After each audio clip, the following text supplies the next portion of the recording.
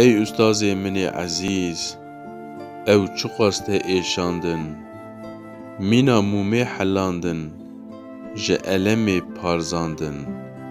Qereqol û girtîgeh, her tim ji bo te bû rawestgeh. Bê te dilê min xemgîn e, bê te jiyana min her tim bêber e. Te îlmê îmanê ji Qur'anê ders da me, te bi mayîna li vî welatî, xizmeta herî mezin kir. Bila dilên hişk ji tariyê derkevin û verin ronahiyê, bila cîwak ronî bibe, ronahî derkeve holê. Bila dil ji te hez bikin, êdî qîmeta te bizanibin. Ronahiya te û weşangerên wê şad bin, li me bibore, em ji te pir hez dikin.